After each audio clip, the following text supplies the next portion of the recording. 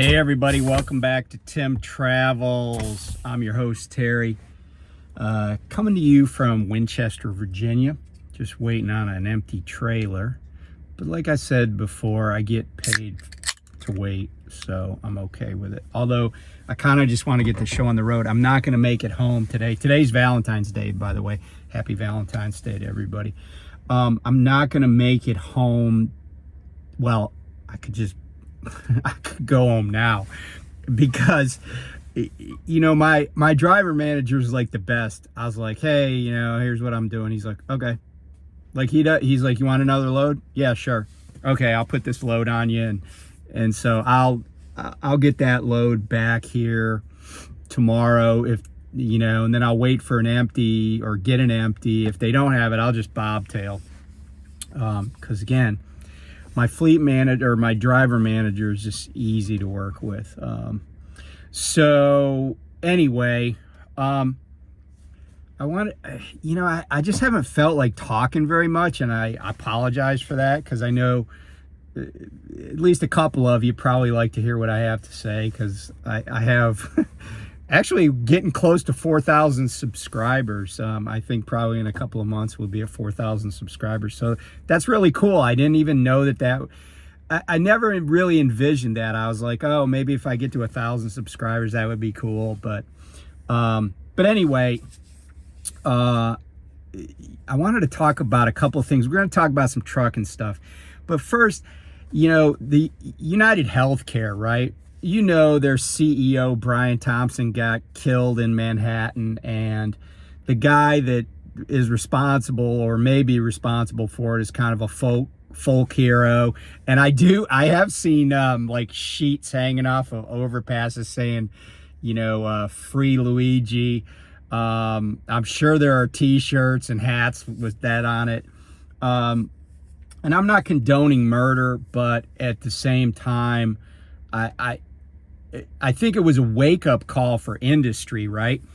Like right after that, there was the same day that the news came out about Thompson, there was an announcement that some HMO, some medical company, was going to restrict how long people could be under anesthesia, and they backtracked on that. And now UnitedHealthcare is going to be settling this class action lawsuit for about $20 million for having refused to pay claims that were valid over the past little bit. And UnitedHealthcare, it's kind of interesting to me, because they're the company that basically rejects more claims than any other health insurance provider out there, and at a rate in some cases compared to peers like twice as much. But the other interesting thing to me is, the other day I was on Fidelity's website. So this is mostly Fidelity mutual funds, and man, those mutual fund managers love UHC. That's the ticker symbol for UnitedHealthcare.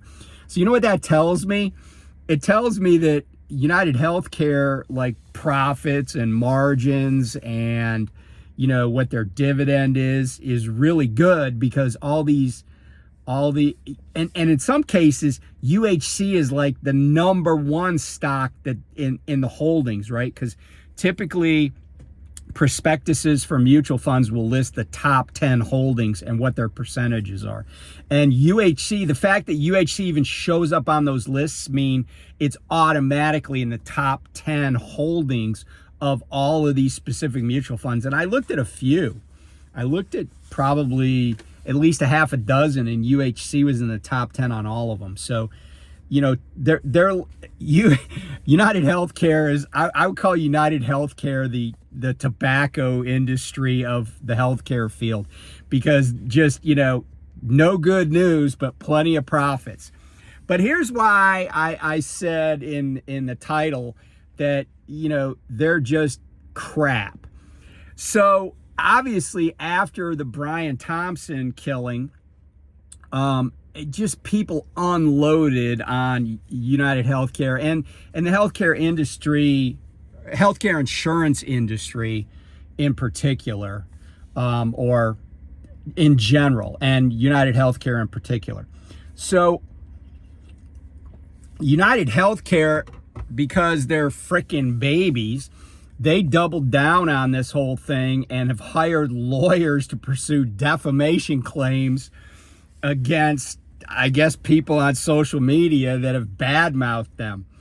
And, it just struck me as something that was like crappy and desperate. And really, again, paying attorneys to get people to stop saying bad things about you. Like, doesn't anybody at UHC go, oh yeah, why don't we just do the right thing? Why don't we just become the company that people like the most? Well, that's because the people that run UnitedHealthcare, they might be down $200,000 next year. So the CEO, whoever the CEO is now, instead of making $10 million a year, 10 million next year plus a bunch of stock options, they might only make like 9 million and 9.2 million or something, because profits aren't what they're supposed to be, and some mutual fund manager is unhappy. But the other thing that struck me about this is, truth is an absolute defense to defamation. If somebody crapped all over you and they said, oh, well, my dad died of cancer because you guys wouldn't let him get a test. Well, if those are the facts, those are the facts. Just live with them. I mean, just be honest and say, yeah, we're a for-profit entity. And by the way, just the notion that any healthcare insurance company is a for-profit entity is, it's just capitalism run amok. So, and the other interesting thing about these defamation suit against somebody is the defendant in that case. So UHC sues somebody that's some social media person, or even just somebody that made a comment. But here's the interesting thing. In discovery, so much is discoverable. And, I would, if it was somebody in my family, I'd be like, oh, well, you have to produce all the records that you've ever had relating to this case. And then I would go for all similarly situated cases. And similarly situated could be the type of disease, the type of insurance policy, the state in which the insured lived, the hospital that they were interacting with. I mean, it could be like mountains of information. But here's the thing. UHC's lawyers would probably try to bury people in that.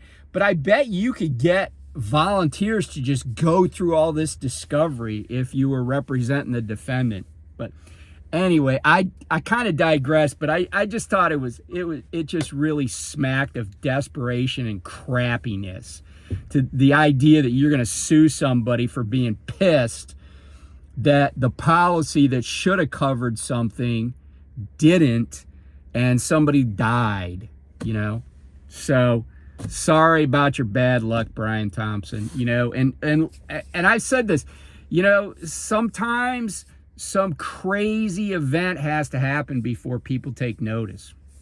So anyway, speaking of crazy events, I've been branded a liberal by people on my channel. Like, people have said stuff to me, oh, you're a liberal. And one of the things that I don't talk about it that much, but one of the things that I've said is, I think it's a bad idea for truck drivers to carry guns. Now, I know a lot of truck drivers do carry guns. And by the way, I have owned guns over the years, lots of them actually. I don't own any now, but I like guns. I think they're kind of cool. My problem with guns, at least in the United States, outside the military, is there's a lot of morons that own guns. And that's, it's like, think about it, right? It's harder to get a CDL. It's harder to get a license to be like a hairdresser than it is to get a gun in this country. And that's my problem with it, by and large. But anyway, I've said this about guns and trucks, right? Guns and trucks, first of all, the idea that it's going to protect you is it's questionable, right? It's questionable. I know, yeah, there's been a few people that have like repulsed attacks, with their gun in their truck. But more often than not, guns and trucks get used for like bad things, like somebody kills themselves on purpose or by accident. Or in the case of two recent things that I saw, truckers shooting at other truckers. Here's the thing. I get that it's like super frustrating on the road. But has anything ever, like, I've been hit by people and they've taken off, right? And I've documented that, right? I've talked about it. And, in the moment, I definitely would like to shoot them. I would wish death upon them, because it really pisses me off. But having said that, I think I have actually tracked somebody down. I didn't, because I don't have a gun, I didn't shoot him or try to shoot him. The other thing was there was a cop there. But there's a guy. So I'm gonna illustrate two things. There's a guy in Iowa. He's 56 years old. He's an Iowa resident, but he shot at another truck and hit the other truck out near Newton, Iowa recently. And then the guy went and slept on an off ramp, and the Iowa State Patrol tracked him down, found a gun, found shell casings inside the truck, and the dude's 56 years old. He's not old enough to collect Social Security, but I guarantee he's going to be out of a job and out of a bunch of money just trying to stay out of prison. And I got to ask this question. This guy shot at a truck, but just kept driving, which tells me that he didn't really think he must kill the other person. Otherwise, why wouldn't you like run into him, force him off the road, run up to the cab and just, shoot him, right? Kill him. But he apparently just thought, okay, I'm just gonna bust off, a half a dozen rounds on this truck and just carry on smartly and go do my 10-hour break on an off-ramp where I get arrested by the Iowa State Patrol. And, but think about that for a second. He's 56 years old. He's now been arrested for multiple felonies, and he's probably going to do some jail time. Even if he's never done anything like that before, that's probably attempted murder. He's out of a job. He's probably not going to be able to get a job. And for what? Like, he obviously wasn't even so pissed that he followed up on it and made sure the guy was dead. So having a gun in his truck, all it did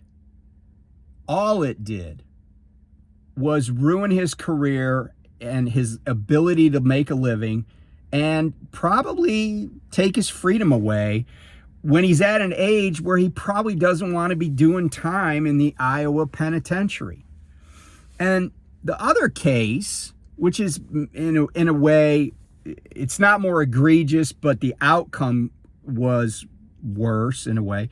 Another guy, 26 years old, so not 56, 26, a guy from Ohio, carrying a gun in, wait for it, New York State, which has pretty strict gun laws. And by the way, don't even start with the Second Amendment bullshit, because states have gun laws and they're gonna enforce them. And just as an aside, Connecticut stopped a guy who went past a way station, like ignored a way station. They stopped him and found a gun, and he got arrested in Connecticut. But anyway, this knucklehead in New York, out on the thruway in Erie County, which is Buffalo, he decides to shoot at a truck. He's a trucker. He shoots at another truck. In that truck, there were two women and a 10-year-old girl who was in the sleeper.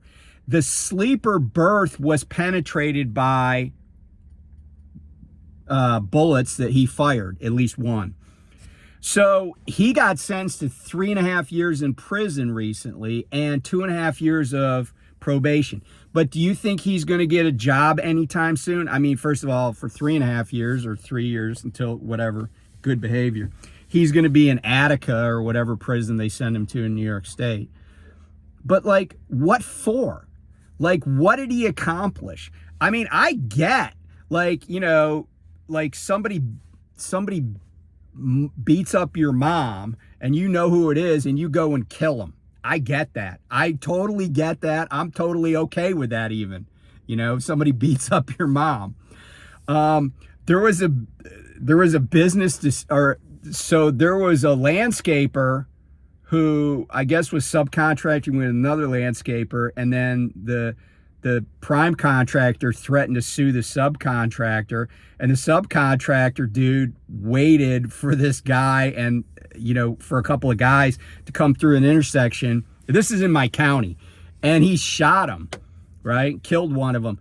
And it just so happens that the guy that did the shooting or is accused of the shooting is classmate of my daughter's from high school. And I said to my daughter, hey, you know you're an adult when somebody from your high school class gets charged with murder. And it's not the first person I've said that to. I said it to an attorney that worked with me, one of my associates one time. But anyway, you know, like, I get it, right? Like, there was a business dispute. This guy went full Sopranos on these other guys in my county in Maryland. But, you know, he set out to take care of some business. But just randomly shooting into another truck, that's like saying, I'm willing to go to prison and get nothing, no satisfaction, no result, unless just popping off rounds into a truck is enough satisfaction. But I don't think it's worth it. So I just share that with you. You know, guns are dangerous just because knuckleheads have guns, and sometimes knuckleheads use them and end up in prison. Couple other trucking things that are of interest. The railroad industry is starting to kind of lobby Congress to raise the federal fuel tax. Now, the federal fuel tax is on diesel fuel, I believe, is 24.4 cents a gallon. And it has not been raised since the early 80s. Like, some of you weren't even born then. And it hasn't been raised in that long. And the railroad's argument is, hey, look, you know, the Highway Trust Fund is, you know, almost bankrupt, and it's because you guys won't raise the fuel taxes. And by the way, trucks do all this damage, and we, as the railroads, because we're so special, we maintain all of our own roads, right? We maintain the railroads, and we spend like $1 trillion a year, and that's spread among all the railroads. Or maybe it was $1 trillion in the last decade or whatever. But, you know, so if you're in the trucking industry, just know that the railroad industry is trying to get fuel taxes raised because that's going to make them more competitive. They're trying to drive up the cost of trucking something and make it less expensive compared, or make rail even a better deal. It's already less expensive, but if you need something to get there on time, it's tough. Even with like Z trains, the fastest intermodal trains and stuff, it's still tough, right? A truck can outrun a train. And most of the time. But here's the other thing that, of course, the railroads didn't mention, but I'll mention it because I'm all about all the facts. The railroads that spent all that money to maintain rail corridors, railroads, rail beds, maintenance of way, whatever you want to call it, railroads throughout the history of the United States have gotten trillions of dollars of property, land, for free. all the railroads, especially out west, right? All that land that the rails run on, almost all, well, first of all of it was like, most of it was stolen from Native Americans, right? Like crooked treaties and all sorts of other sleights of hand. And then because it was like a public need, land was given to railroads. But here's the problem with all the land that was given to railroads. Railroads got all that land for free. It's worth tens of trillions of dollars at this point now, right? And they're for-profit entities. Like every single major railroad is a for-profit entity. So BNSF, CSX, Norfolk Southern, Union Pacific, Kansas City Southern merged with Canadian Pacific, but all the U.S. Class 1 railroads, for-profit entities, and all of them have benefited from the public just giving them land.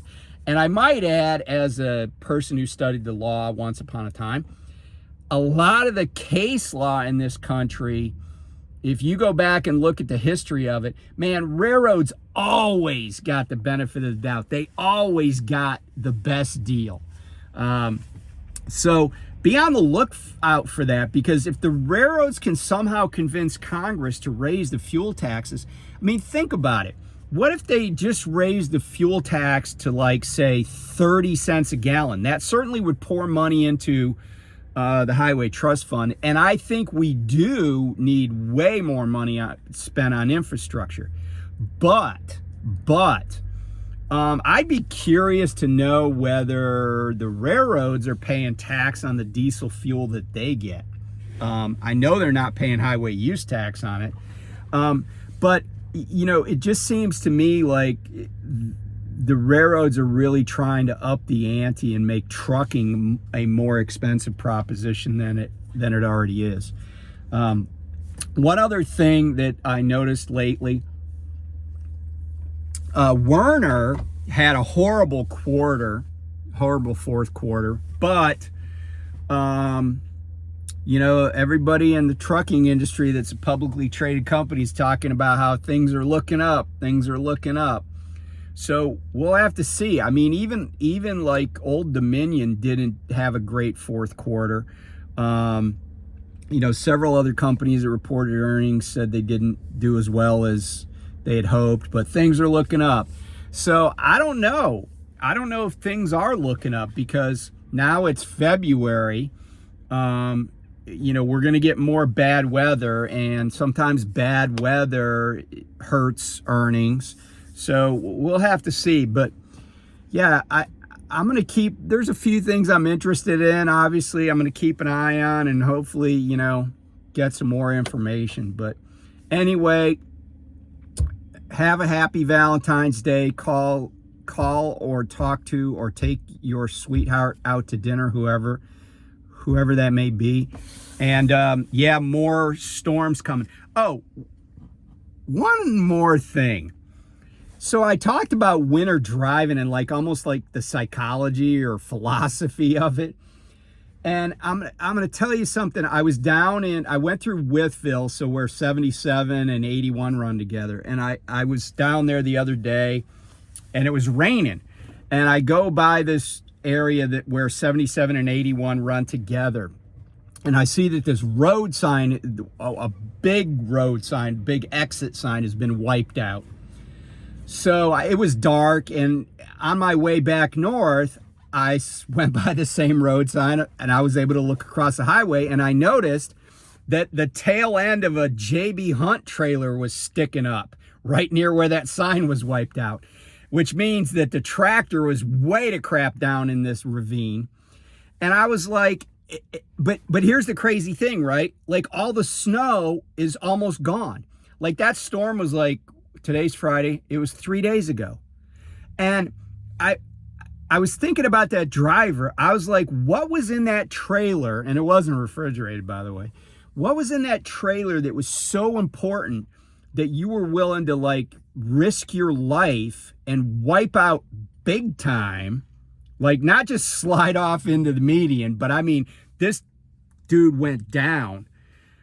What was so important about that load that, 2 days later, because this was yesterday when I saw it, 2 days after the storm, it's like the roads are dry, the sun is out, and almost all the snow is already melted. Like, what were you like, oh, I got to drive through this bad weather? And by the way, a half an inch of snow is just as dangerous as a foot of snow. It really is. And, that was kind of, and even just little stuff makes a big difference. I went through Roanoke this morning on US 220 at 3:30 a.m. And I noticed south of Roanoke on 220, there were some pretty large icy spots. And I was like, what the hell is VDOT doing? Like, why aren't they out here putting some salt on these? Because what it was snow melt and ice melt that had run across the road, but it was right around freezing. Sure enough, I go out to Stewart, Virginia. I come back on 220, headed north into Roanoke. And some poor dude in a day cab, a Kroger grocery truck, had wiped out, gone across the median, he was headed south, across the median, across the northbound lanes, and then up into some mostly cut down tree area. The cab wasn't crushed, so I'm hoping, I'm pretty sure he's going to be okay, but it did tear up the undercarriage of the truck and trailer. But right past that, I was like, what did this guy do? And then there was one of those bigger patches of ice that I had gone over with my empty trailer carefully this morning. And, he might have been changing lanes or something like that. And, but smartly, they had shut the southbound lanes down. But that was totally preventable. And in a lot of companies, he's going to get blamed for it. I don't know if Kroger's going to be like that. But the fact that they shut the highway down and, that's just an indictment of VDOT. But yeah, it's like nothing's that important, right? We're not transporting, eyeballs and livers for transplant. We're not, there's nothing we're carrying that's that important. And, like I said, I think about that guy that was towing that JB Hunt trailer. It's like, he's out of work, out of a truck, because probably it was a contractor. I didn't see the tractor. I mean, some they have dedicated and they have people running day cabs, but just think about it. I mean, we got more winter weather coming. Just take a step back and be like, I took a snow day I was going to be home Monday, and then I was like, yeah, I'm taking a snow day Tuesday. So I'm working basically Wednesday, Thursday, Friday, part of Saturday this week. And guess what my paycheck will be? I don't know either. But you know what I do know? I won't be in the hospital, at least not for wrecking.